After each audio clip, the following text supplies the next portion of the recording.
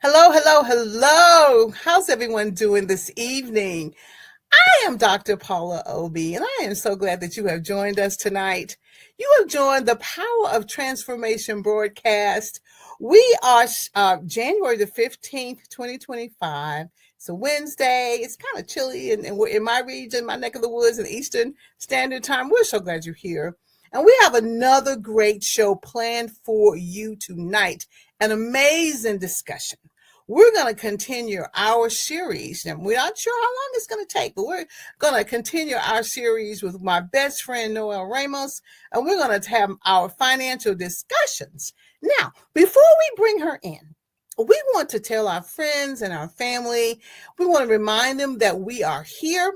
So we want to take our phones, we want to tag them, we want to text them, and if you have a moment, give them a call and share the show, because we want to get 2025 financial plan started off in the right direction. And we have an amazing guru to help us do that. So of course, I'm going to do my part in, texting and my folks, and we'll be right back. See you soon.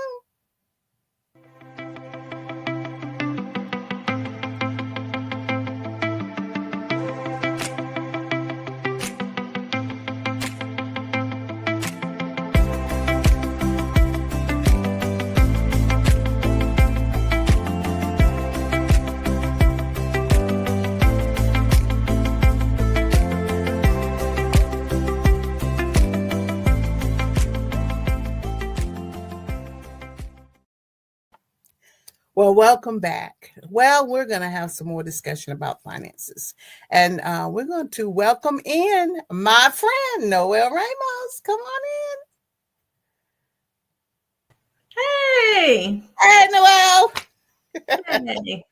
I told you Noel works kind of hard because normally she's in the background. She's working a little harder than me. So she's back now. She's just a multitasker, a woman with a lot of talent. But welcome again, Noel.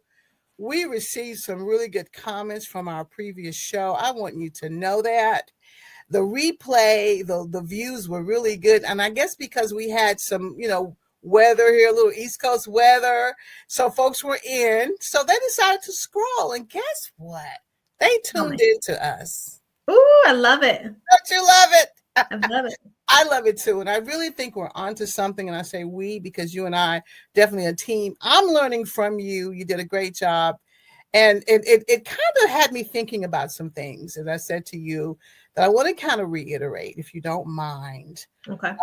That just kind of touched my heart, and I want to share. When we share our personal stories, I think people really understand the struggle and how you can move from point A to point B. And maybe that's why we're here. That's our calling. So we'll continue this series as long as needed, but we definitely want to have a great conversation about financial planning. How does that sound to you?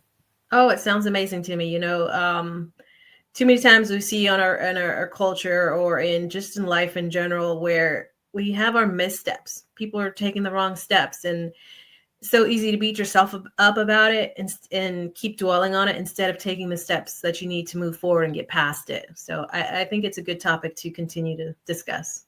And I think you're a great person for me to discuss it with, because I think you understand, by looking at me like, oh my God, that reflection.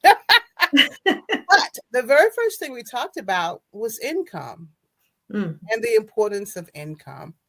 We said we were going to find a friendly word, another word for word budgets, but I don't want to talk about that right now. I want to talk about income, because when I was watching the replay, and I do watch the shows, I said to myself, you know what, Paula?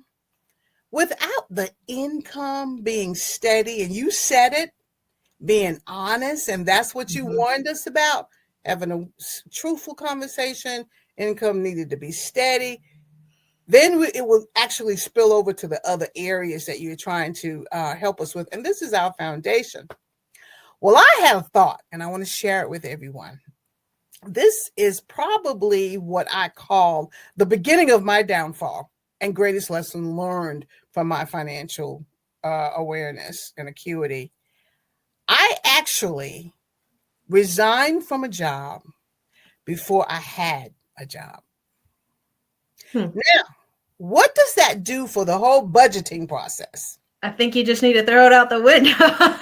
Well, I mean, it's kind of hard to budget when you have no income coming in. That's when your budget's really tight. And let me tell you something, when we're talking to people, that is one place where they'll have the biggest issue. Right. And that is trying to maintain a steady income.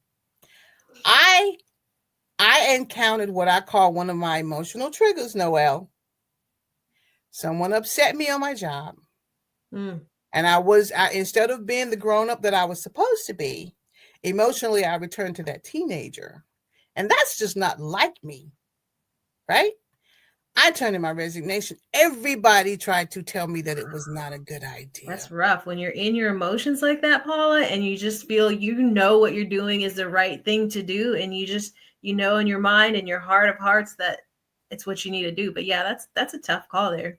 It is a tough call, and that's where I want to sit for just a second. I want it to resonate with a lot of folks who are going, well, I can get a job. Yes, but my advice to you, even as an HR person, go ahead and secure that job. Go ahead and secure that income. I had a little bit of savings, but that savings was not meant to be used at that moment. Mm-hmm. The issue is not the savings. The issue is the fact that I had a big role in my life. I needed to take care of myself. I had some obligations.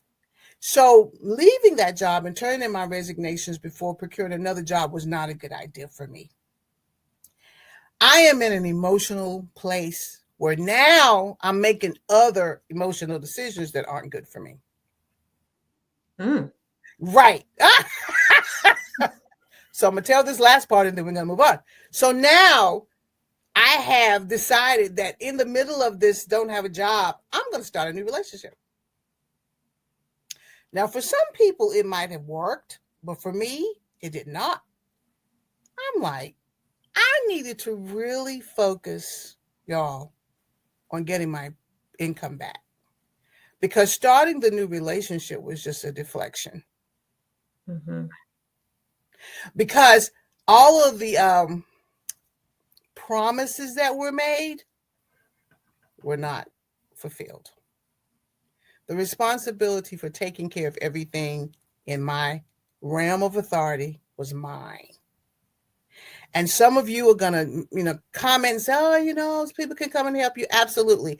But the first thing I needed to do was say, okay, let me commit myself to going to get another job. So I'm also going to say something else and then we're going to let it go. But I know that the people that are around me, we are sometimes in a difficult place and then we make another very hard decision. Would you agree with that? I couldn't agree 100%. Yeah, 100%. I agree. You think at the time, and once again, it's not to beat yourself up because you're in that moment. And at that time, you probably feel it's the best solution. And maybe it is, but maybe it isn't. And maybe, Paula, you should have listened to all your friends who said, don't quit that job. But at that time, you thought it was your solution. And what me and my girlfriends always say, did you learn from it? Is that a lesson you learned? Yes, ma'am. Then let's keep it moving. And that's a lesson we learned. I refer to that time because it was a stepping stone for the future. So I'm in this emotional place where I'm making all of these emotional decisions. And that's my point. So now I've got the energy going into more than one direction. I can't focus on my income. So I would suggest that you know your triggers. Oh, yeah. Know your triggers and then focus because that income is really important for you to cover everything else that you need to cover. And I'm not putting anyone down, but there are some people who sound really good vocally about, oh, yes, we can do this. I can help you do that. And I can join in with you on this. And then it doesn't quite pan out the way you want it to. And you're the one, as God told me, this was your responsibility. I've learned from it. I've shared it. And I think it's going to help folks who are listening, Noel, to take a breath and say, this is priority. Let's get this income stabilized. Right. And, Paula, you just triggered something that I know I went through. You said, how people are going to say, I'll be there for you. Let's do this together. I had quit my job after 18 years. And I was supposed to go in on a business adventure with one of my best friends, and we were going to do it together. And I didn't quit because we were supposed to go into. I was just at that point. I'm like, it's time to go. I can't stand this. It's time to go. It's run its course. Woo, you know. And when push came to shove, that person wasn't there for me. So now I'm in what am I going to do now? Because I banked on that person being there for me and let's doing it together. It's like, I have no income. I have a mortgage I have to pay. I'm by myself. I don't think I had a car payment. I was smart enough to pay that one off. But I was in, oh no, what do I do now mode? And I think this is where I found my calling. But yeah. Absolutely. That is exactly where you found your calling. And that is exactly where I found my calling, because I found more answers, learned about me, and I said, I will never be in this position again. I do honor the fact that if I do have income and I need to move forward with something else because it's not working out, I have options, but the requirement for me is to make sure I don't have a real break in that income. Of course, we have savings, and you're going to talk to us about, we're going to talk about how much savings we need. And savings are for emergencies. But being hot-headed and resigning, I don't consider that an emergency. It certainly is not. I consider that being hot-headed and resigning. Well, I should have gone home, taken a nap and two Tylenol for my headache, and gone back to work the next day and said, "You're not going to shove me out of my job." Sometimes it's just so gratifying. Just say, "I quit." Just storm out like that teenager and throw that tantrum that we want to do, and I'm out. I turn into this job, and you know what? And then we still have these big grown-up responsibilities, and we're like, "Wow, what did I just do?" And my aunt's calling me, going, "Are you sure you were prepared for all this?" So I'm learning, I'm sharing, and I'm loving it because it is our calling. And also had an impact on other decisions that we make because we're a little desperate. Mm-hmm. And everything sounds good, but it may not pan out. Right. And that's one thing I want to focus on too, Paula, is, we talked about budgeting last week, and, you mentioned it, you just mentioned now having that savings, and, you need to have that emergency funds, and you need at least to have like $1,000 just for emergency fund, just to start off with. Okay. And then once you get like all your debt paid and you get a good amount of that broken down, you need to start thinking about a 3 to 6 months of savings to have at all times, to have with you, not in an investment, not anything else, but 3 to 6 months. Because if something was to happen to you, like you blew a fuse, or, you get laid off, which I've seen, people get laid off, you have 3 to 6 months to cover your expenses. So that way you're not in a rush to just grab the first thing that comes to you, or settle, or having to do with something you just wanted nothing to do with. So it's important to have that, start putting that in your budget. When we talked about telling your money what to do, if you have money left over at the end of your budget and you don't have your savings set up right, start telling your money, okay, $20 here, you're going to go into my savings, and this is where you're going. This is where I'm going to put you. I love it. And this is real talk that's so important. Now, like I said, sometimes people will try to give you advice and you won't take it. Learn from that lesson, like you said, and say, okay, I need to think about this a little bit better. And the emotional decisions that you make, what I would suggest at that time is to focus on trying to regain your composure, because I had a mortgage. Try to regain your composure and focus on that part first. And then your expenses, as you said before, and savings. If someone wants to come in your life with this big love story, it may be, maybe you want to ease into that. That's your decision. It was not my decision. I just, zoomed right on into it. Now I have all of these things to think about, and I'm worn out, and I'm not making good decisions. And all of that really impacts your bottom line. It impacts your income. I agree. So then the liabilities, you talked about that. Let's be truthful about what's going out. And sometimes people are not as truthful. You did say that. I just want to recap. Not being truthful about what you have to, what you're have to pay for, and how you're spending money. You're just hurting yourself. Right. And being truthful is going back and looking at those bank statements. It's so Yes. easy to say, oh, yeah, here's my phone, here's my utilities, here's my, Yeah. electrics, and just, oh, yeah, we're good. But I need to go back and I need to look at what I actually spent my money on, what I swiped my card, what I PayPal or what I ordered offline off Amazon. Yes. I mean, I'm on a big Temu and Sheen, kick Yeah. right Me now where I'm too. like, Me oh, too. gotta stop. I'm like, So you need to do, it's going to take work. And that's what a lot of people don't want to do is like, it's going to take work. You have to go back and do the work, and you have to go back and look at those bank statements and let's see truly where your money is going. How much am I spending for lunch 5 days a week when I'm at work? Because prices aren't going down unless you're getting, I don't even think, is there a dollar menu anymore? I And know. so you're spending $10 to $15 probably a day at Right. lunch. How much is that? How much are you spending in the week? How much are you spending in the month? Add that up for the year. Can I Yes. pack Yes. my lunch? Can I pack Yes. a lunch? So Yes. And these, I wish I'd had a Noel at that time. I might would have listened to you. You know what I'm saying? sometimes I'm Maybe. rough. Sometimes that, No, no. I might would have listened to you at that time when you said, look, you need to pump your brakes, relax, calm down. We need to get you first things first. Let's get you calm. You don't need any additional issues. You don't need additional liabilities. You don't need additional expenses. right. Let's figure out if you are in this emotional spending tornado and get you back down to a steady state. And I say it like Yeah. that.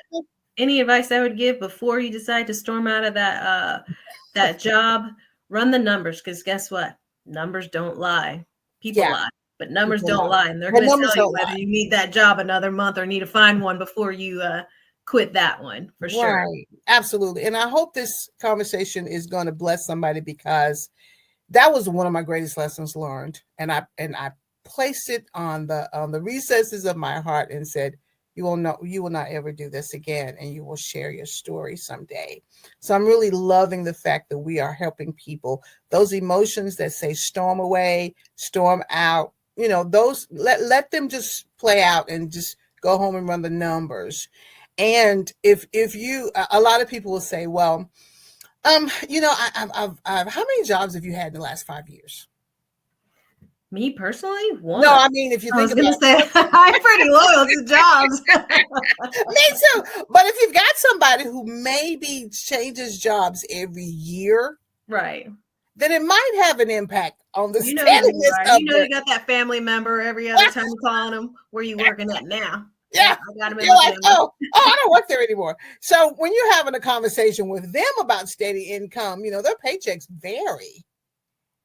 And Yes. so they have to be truthful about the fact that, I just don't stay at one job long. So you might want to discuss with them, you might want to stay there longer than, you can't get in an argument with everybody every day and then leave. No. This is My younger brother, he's quit because someone's I don't know if anybody else, they disrespected me. yeah. Okay. And yeah. And so those kind of conversations, I'm going to take a moment to share with clients and say, let's talk about this from a little bit more of a grown-up perspective, because now you're an adult. We want you to do things a little differently, and you have to practice that. Also, in one institution, you only earn 1 day of sick leave, right? Mm-hmm. So if you've been there 6 months and you've already taken 10 days, then your checks are going to be a little short. Absolutely. So those are the things, common knowledge things that people go, oh, I'll make it up. Yeah, you will, but let's kind of think about the plan. And that's where we are at the beginning of the show, saying, let's think about the plan, because we want to get to the point where we're protecting what God has given us. We're protecting it, and we're able to meet our goals. We're able to cover our expenses with the income. And we need that protection, right? Right, I agreed. And in the long run, we need to make sure we're respecting ourselves. And are we doing a disservice to ourselves when we're constantly jumping from job to job, or not correctly doing a budget? Not making sure our lives are in order. I think it's just a huge disservice, and just respecting yourself when you do stuff like that. So as we're talking to folks and we give them this tidbit, it's not that we're just giving them conversation about what we've read. I'm also talking to you from the back of my mind, what I've experienced, because I was a person that would stay on the job, a long time. I don't know who that person was, but I know that that was a spiral that taught me a lot of things about losses because of not protecting what God had given me and protecting my goals. I had goals and dreams, not to be, not working. Right. So I just wanted to just open up and just really talk about that solid income have a solid income conversation. I know there are a lot of nuances out there. I know people have different types of circumstances, but you can't pay something that you don't have money for. Right. Right? Right. And one other thing I'd like to really bring up too, where I've seen folks make the mistake of, is dipping into the retirement account. Yeah, well, That is such a sore subject. And I've done it too. I am guilty. And I try to, because I've done it, I've been there. And so dipping in your retirement is not a savings account. I've had to have this discussion with both myself yeah, with me. and with clients. You got to be careful with that, because if you're before the age 59 and a half, retirement age, you're paying penalties. A lot of that money is going for penalties. You still got to pay taxes on it. So by the time you're done, you're not even getting that much back. And think about how long you had to work for Yes. that retirement. Yes, yes. And those are the conversations we need to constantly have with folks, because they're like, oh well, like me, oh well, I have this, or I can do this. And that is an instant solution, but it's not the best solution. Right. And It's if we instant gratification, It's instant unfortunately. gratification. So let's sit back for a minute. Let's figure out another plan to cover the situation that you're in, so that you aren't causing more problems for you down the road. And Yep. that's what I expect financial counseling to be, really focused on the entire picture of what you just said. That's great. Right. And That's, I'm sorry, go ahead. no, I'm loving this conversation. I say in the future, in one of our next series, we're going to talk about how your retirement works. So I'm going to plug us in, because you need to keep watching, because it's going to be, 3-part series. But in one of our next episodes, we're going to talk about how your retirement, how it builds up, how that compounding interest works. And so I've seen horror stories where folks have worked for 30 years of their life. Mind you, they've been building their retirement account up for 30 years. 30 years you've been working. 30 years of working. And in less than 2 years, took all their money out of retirement, because they just thought they were going to start a new business and it was going to work out great. And I begged and I pleaded, Wow. please. Yeah. So can you imagine working for 30 years just to spend all your money within 2 years? Mind you, once again, under the age of retirement. So half of that went to taxes and I was penalties. going to say, so Uncle Sam was like, cha-ching, cha-ching, cha-ching. Thank you. Yep. Come Thank again. Start all over. Yes, because because those are the rules, those are the laws, that's what they can do. And those are the conversations that we need to have to make me a better steward of the money that I have been given. Now, 30 years is a long time It is. to work and not have the dream that you desire. So great conversation. She said 3-part series. We can go as long as we need to, because the feedback that I've been getting, people have a hard time with this conversation. And once we bring it home and make it personal, everybody will understand. If I can move forward, they can move forward as well. Yeah, I agree. I love it. All right. So after we, grow up a little bit with not leaving our jobs before we have another one, and staying on them, and coming to work every day, got a headache, go to work, have a headache, can't have a headache every day, because that's going to, and stay out of work, because that's going to impact your income. You have to have this conversation with yourself about how you want to live. Mm-hmm. And if you have responsibilities, you're going to have to take responsibility for them. That's just my take. If you depend on someone else, i.e., I'll call this person that can help me, i.e., that could be a dead end for you, and you don't want to not depend on you. You want to be the one. Find the job. go to Find work. 2 jobs if you need to find Find 2 two jobs. jobs if And you that side hustle. yeah, side hustle. That's why when I said earlier, I really didn't have time for a relationship. I need to been working 2 jobs. Right. Because even sometimes, and people don't like to hear this, the relationship can become a liability. Right. You want to eat out all the time and you want to do all these wonderful things and spend all this time. Honey, you need to be working and getting back on your feet. Take it slowly. There's a plan. Get out of that desperate place and let's do some wonderful things so that you aren't hurting and you don't have to go through what I went through in the end. I agreed. And one of the huge things I always tell married women who stay at home, who are taking care of the kids, who don't have their own retirement accounts. Well, I don't work. Yes. I need to teach you, because it doesn't matter if you work or not. If you are a stay-at-home mom, first of all, kudos to you, because that's a lot of work. And so as long as there's some earned income coming into that household, you need to open up a retirement account. Your husband or your partner or whoever needs to help you fund your retirement account if you're staying home with those kids and taking care of them. Because you need to have your own separate account. One, it's a good thing to have whenever you get older. So now you have more money. You're putting more money aside to start helping it grow tax deferred, helping it grow tax free. Because all that money in your retirement account, it grows and it grows and it grows. Because we're going to talk about compounding interest, and we're going to talk about how it grows tax free. So not only hopefully the other person is putting money into the retirement, whether it's at a job or outside, company, now you need to be putting one in as well. And that's all you need to do is, have one outside for yourself, because it's important. And I always, I don't hope for anything to go wrong, but what if? That's what I'm here for. I need to show you the what ifs.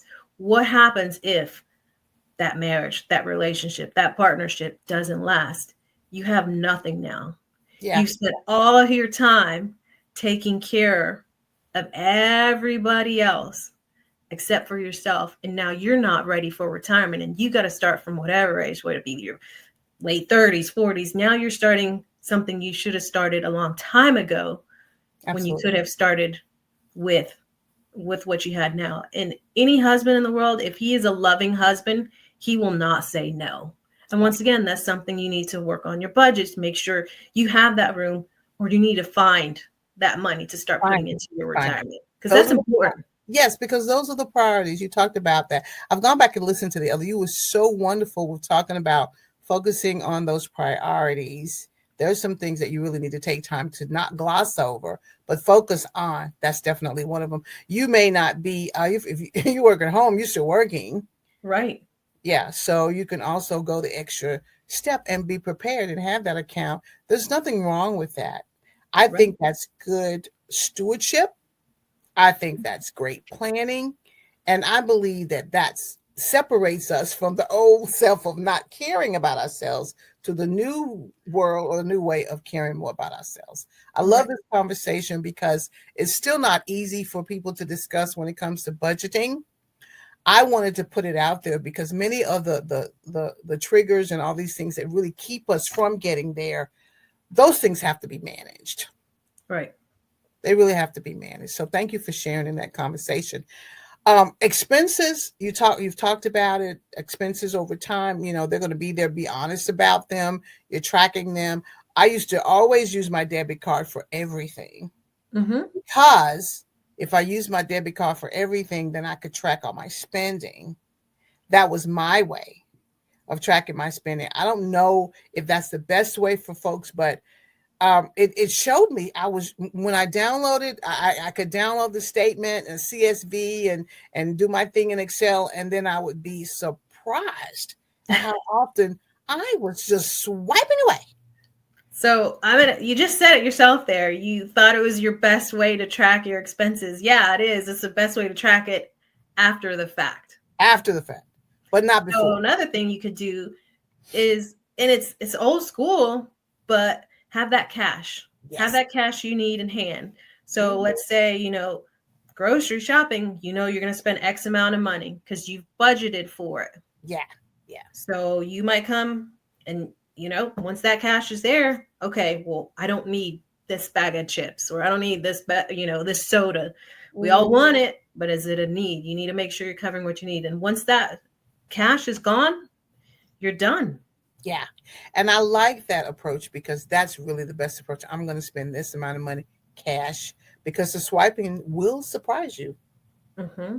The swiping will surprise you. So yes, I'm all over that technique of having cash to be able to pay for I things. mean, cash for gas too. Think about it. I go into a gas. I'm thirsty. Oh well, I go in that gas station. How much are those 20-ounce drinks?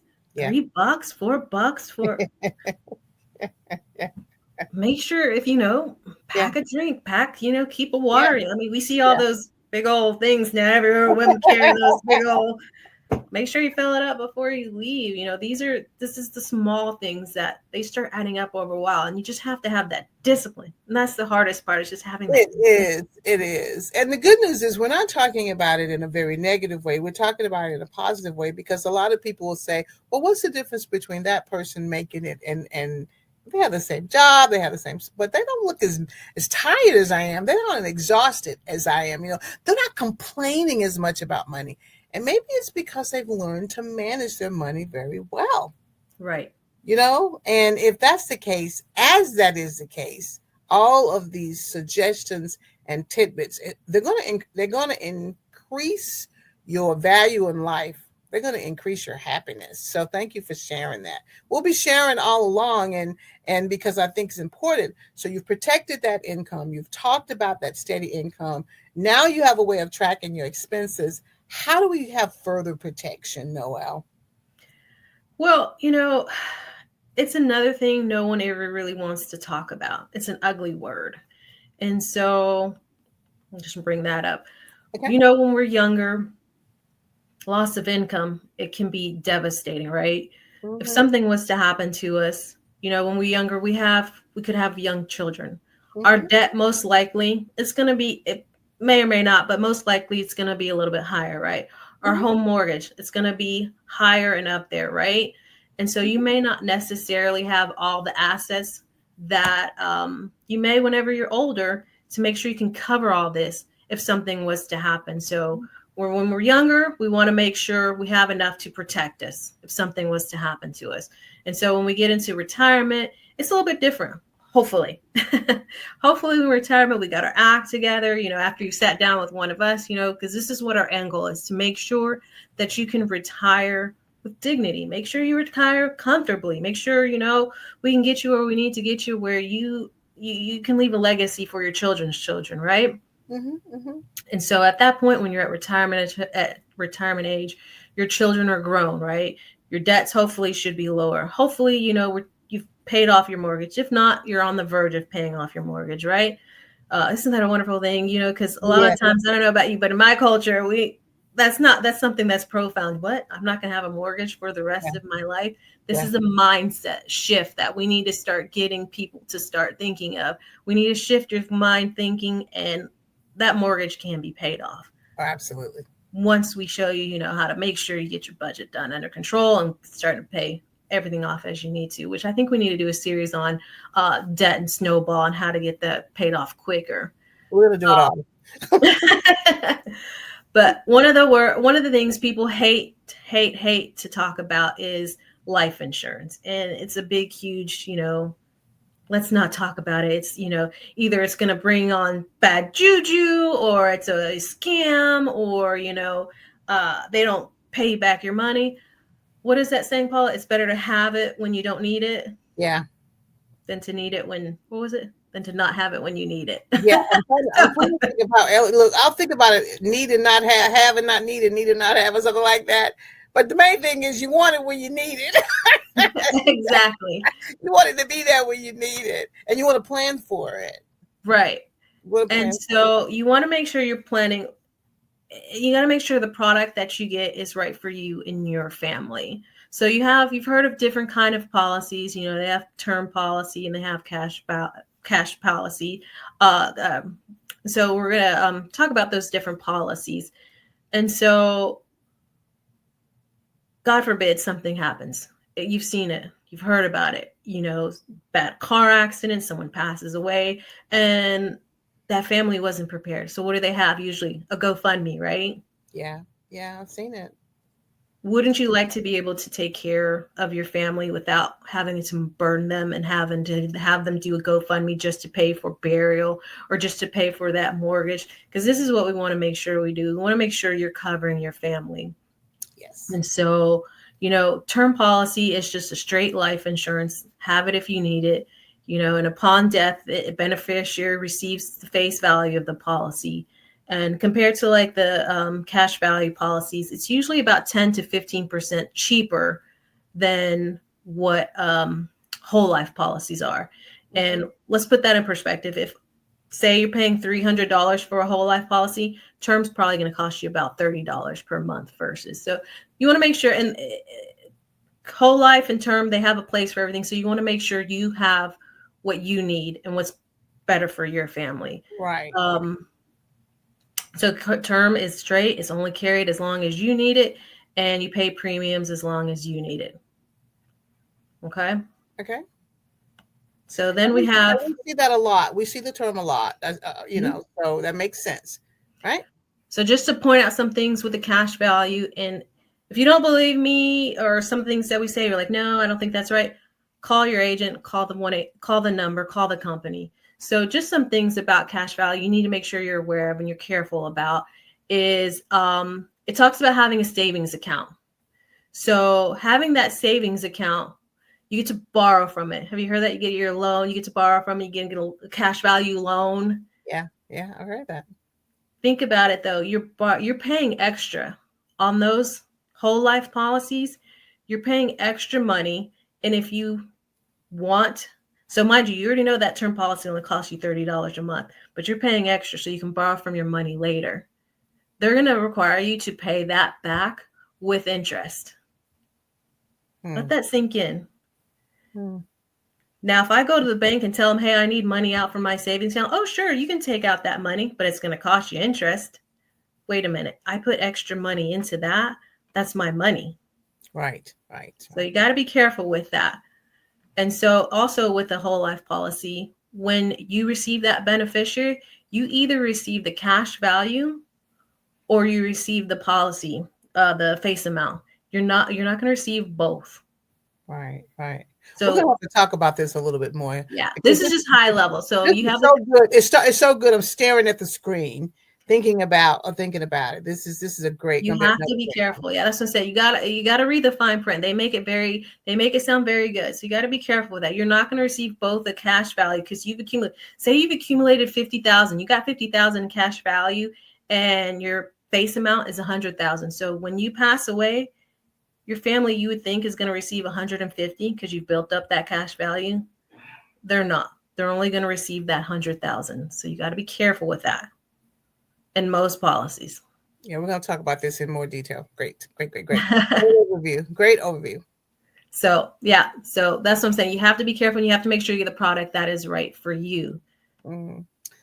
Yes. So so with term, we want to teach you how to save better. So it'd be a disservice if I charge you $300 for a life insurance policy when the same policy is going to cost you $30 when we've just finished talking about budgeting and making sure you get everything right. So we're going to make sure we get you covered for a lower amount. It's going to cost you less, but you're going to get that $500,000 policy. If we can catch you where, it's not, a lot of times it's when something happens, if someone thinks about covering themselves and starts thinking about life insurance. That's when it's too late. You need to catch us before, when you're still in good health, when you're still a little bit younger. Right. We can look at something that's a $500,000 policy that may be, $30 a month versus when you get older. Now it's going to cost you. It's not even worth it at that point. You're not going to be able to afford it. Right. Or if something happens to you where you might have cancer and you're like, well, I need it now. Well, now you're just not going to get covered. Right. It's just so much to think about, but yeah, we're definitely going to talk about this some more. It's a topic that people do not like to discuss, but we really need to talk about it. Go ahead. Mm-hmm. And so we want to make sure, this is where we want to make sure that you don't have to rely on the GoFundMes. When these pay out, and I've seen them pay out in less, where it was a tragic accident. I think the client had gotten a life insurance policy and her husband had gotten killed, and it was maybe a year that he had this policy, and they paid out. Okay. They paid out. So imagine how she would have been. She had children. She had a mortgage. Right. And the husband had enough hindsight to say, okay, let me make sure I'm covered. He doesn't have a crystal ball. He didn't know what was going to happen to him in that year, within a year. But he was prepared. He prepared for his, too many times where we don't prepare. And so now, either the wife or the husband's left at home trying to take care of the kids. What am I going to do now? Because my one single job is not going to cover the mortgage. It's not going to cover all the food, the mortgage, the insurance, the everything for the kids. It's not going to cover it all. Right, because previously you were utilizing two incomes to make it family work. income. Two family incomes, and that budget was based on two incomes. That's a great point. It's a great topic of conversation. We're going to keep talking about that until people feel comfortable. It's not a conversation that people like to hear, but it is a conversation that will make your life better because you did listen. That's how I feel about it. And studies have shown that women have actually gotten married sooner because they could not afford to stay on their own. So they needed help. And so what do? Let me find my next husband to help me. To help me take care of this. To help me pay for it. And then you hear too, well, my wife's a stay-at-home. My wife's a stay-at-home mom. She doesn't need to be covered. Right. Well, guess who stays at home with those kids? And if something was to happen to her, what are you going to do? Then you have to find daycare. You're going to have to do something. You have to start paying extra to find help to start taking care of these kids. You're going to have to get a family member. Maybe you have to pay that family member. Right. Now you have to cover the cost that your wife would have done when she was at home taking care of those kids. Right. Great, awesome conversation. So this is, and we talk and how we figure out how much insurance you need. We want to collect all your debt. That's, once again, let's be honest. How much debt do you have? Mm-hmm. We need to figure out how much income you have coming in. Mm-hmm. We need to figure out, and that's the I, and then the M, how much is that mortgage? Do you want to have it where your wife or your husband or your spouse, your partner can pay off that mortgage? And then education. Ease for education. Do you want your kids to have a way to get to college? Right. What are your goals? What are your future goals?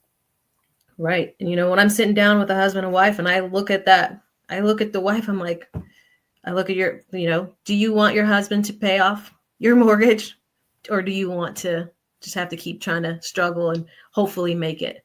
Right. Wife looks at the husband, write that check.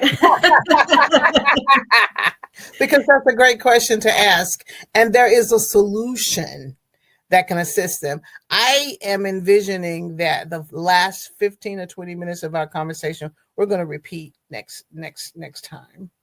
Because I don't know how you feel about that, but this was so useful. I'm staring at the screen, thinking about the different scenarios, thinking about different people, and I'm thankful that you are willing to even discuss it, because I'm still learning. I'm still, in the training portion, but these are conversations that it's okay for us to have. Right. And it's a must. So in addition to all of the other conversations about income and liabilities and debt, etc., we need to learn protection. Do you mind if we review this again next time? Oh, yeah, most definitely. We didn't even get to the best part, where it's like frequently asked questions. What do I do about my beneficiary? Who do I choose for my beneficiary? Yeah. What happens, Yeah. So, I think to me, that's like a loving act that you can do for your family, is to make sure that they're covered and to make sure, that you have a plan in place. Yes, and that you can talk about it, because what we're trying to do is get you to talk about having that plan in place. And then when they sit down with us, we have solutions. Mm-hmm. We've got to get them to the place where they're willing to talk about it, because it's important and it's great to have that conversation with someone you trust, and you can trust us, right? Absolutely. Now, Noel is a guru now. I'm learning. She's like my teacher. So thank you, Noel. And that really, I hope that makes folks think a little bit more about their finances. It's not just about what we're doing today. but also what we're trying to plan, for our future and for our family in the future. And when the what if scenarios, are verbalized, then we should have some solution to that. Yeah, and I want to just say, Paula, if any of the people who watch the show, if they have more questions, they can reach out to you, of course, or they can reach out to me. And, here's my email. And so if you have any questions or just want to sit down and talk and see if you're in the right direction, that's what I do. And I Right. do it for free. I love doing it. I'm very passionate about making sure people get what they need and making sure they change their family legacy, because I want to change mine. And so I Yeah. want to make sure others are able to change theirs as well. So just, we can have a sit down. Yes, and I would prefer right now that they have a conversation with you, because I'm going to forward the email to you at this point. Because you right now are the guru. I'm working on it, but you have the experience that I love and that I'm just appreciative of. So when we think about the last conversation we had, the last show and today, there's a feeling in my heart of, you know what, I can be much more effective with my financial planning. So I can be much more successful with my financial planning. And that makes me feel good. How do you feel about that? Well, 100%. Most of this, what we have talked about, once again, for some people, it's just an ugly topic, but most of it is done out of love. Yes. And if you focus on I'm doing this out of love, true love. Love is patient, love is kind, but love is also you trying to protect someone and not have them in a bad place. It's hard for you to tell me that you love me and I'm constantly digging in a hole and I'm going, why you love me? But why are my expenses going up and everything's out of control? And let's love with a little bit more purpose. Right. A little bit more logical, and let's Mm-hmm. plan well, because it's time to do it. This is our time. Not leave it for someone else to figure out. That's not cool. Very good, No. Noel. So the topic tonight was a little deep. How do you feel? Do we need to tell people to take a breath? Whew, I need to take a breath. I feel like I want to keep on going and dive deeper, but I know I'm just like everything we're doing is very high level. And so I Yeah. feel like I want to get more into detail, but time doesn't always permit. But the next show will. I mean, I believe everyone, I really do believe that at this particular point, what we're trying to do has God's stamp of approval on it, because we don't have to slow it down, Noel. We can keep going. Because if you really talk to folks about, the things that really bother them in life, and what keeps them from sleeping, and what really is a strain and a struggle, these are the topics. Yes. Because I know I've been that way, and I know you have. Yeah, and if you sit and talk to your family members and all other people, they're constantly trying to make sure they have this under control. So we'll go as long as we need to until it's time to stop, because we're not boxed into a time frame, because this is important to me and I know it's important to you. You've been such a godsend and I appreciate you. Thank you so much. And we'll just continue the series. Who knows? We'll stop when the Lord says stop. And if we have any questions, would you place your email address back up there one more time? Yes, let me pull it back up. If you have any questions, I want you to send those questions directly to her, because if you send them to me, I'm going to forward them to her. I'm always going to be involved probably when I finish my education, she and I will probably still be the dynamic duo, because I love working along with her. Just great insight. And she has a passion. You have a passion for making sure that people are managing their finances well and that people are protected. You have great stories. I even have great stories. And we can actually do this together. I'm excited. Okay. Well, that power of transformation train, Noel, we'll have to turn it around.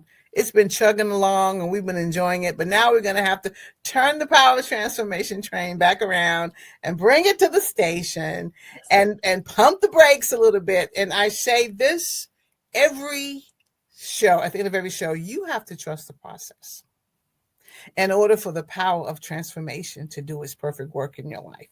This show is based on an excerpt from Romans 12:2. Be ye transformed by the renewing of your mind. And that's what we're talking about, renewing your mind, renewing your process, and have a better financial life, have a better financial plan today and for tomorrow. That's what we say. And Noel will be back next week. Everybody will be back next week. Now, our replay will be on Saturday at 2 o'clock Eastern Standard Time on ALH Broadcasting. However, there are some folks who will tune in right after the show, at tonight's show, and it will be available just moments after we complete and end the show tonight, right?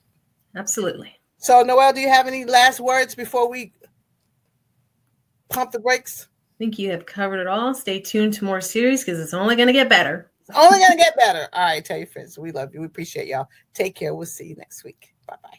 Bye-bye.